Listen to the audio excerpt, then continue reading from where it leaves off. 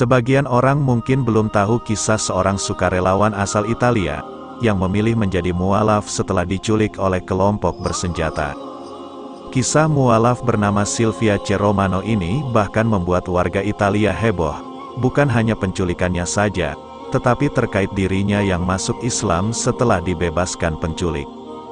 Ketika berita mengejutkan tersebut tersebar luas ke seluruh wilayah Italia, bahwa seorang pekerja bantuan Italia berusia 24 tahun, yang diculik oleh kelompok bersenjata Somalia Asis Syabab, telah dibebaskan setelah 18 bulan ditahan di Afrika, orang-orang Italia sangat gembira, setelah berminggu-minggu mereka disuguhkan berita-berita mengenai virus corona.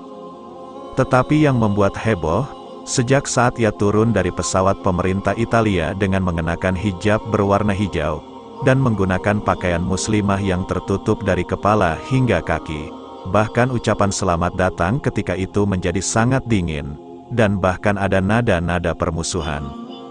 Ia diculik pada November tahun 2018, saat itu dirinya tengah menjadi sukarelawan untuk sebuah LSM Italia di panti asuhan. Silvia diculik di Kenya dan dibawa ke Somalia, di mana banyak orang-orang bersenjata yang tidak ia kenal. Saya datang untuk menjadi sukarelawan, saya melakukan sesuatu yang baik, mengapa ini terjadi pada saya? Apa kesalahan yang telah aku perbuat? Apakah kebetulan bahwa saya yang diambil? Mengapa tidak gadis lain? Apakah seseorang memutuskannya? Ucap Silvia. Pertanyaan-pertanyaan tersebutlah yang selalu mengisi kepalanya saat itu, selama dirinya menjadi tawanan ia merasa lebih dekat dengan Tuhan. Selama perjalanan yang cukup panjang itu, keyakinannya dalam memperkuat keimanan berkembang seiring waktu.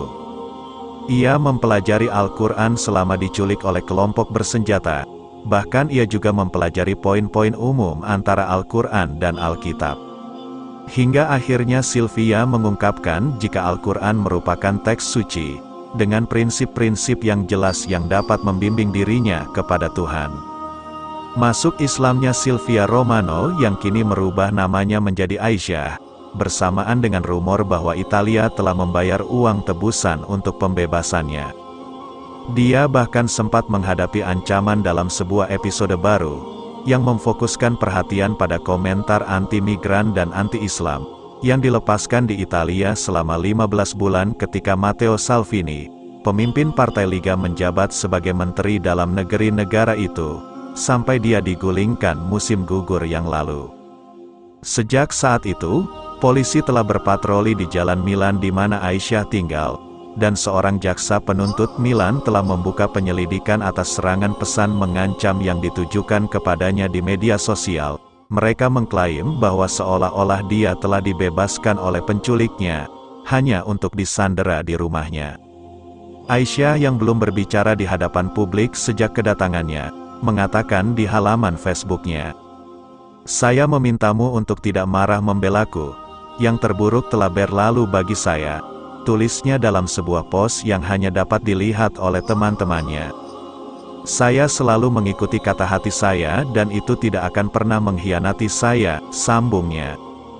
Ketika Aisyah dilaporkan diculik pada November tahun 2018 di kota Chakama, Kenya, dekat kota tempat ia menjadi sukarelawan bersama Afrika Milele, sebuah organisasi bantuan Italia yang namanya menyertakan kata Swahili untuk selamanya. Dari Kenya, ia dibawa ke Somalia dengan kebanyakan berjalan kaki, perjalanan kira-kira 4 minggu, di mana saat itu ia juga sempat jatuh sakit.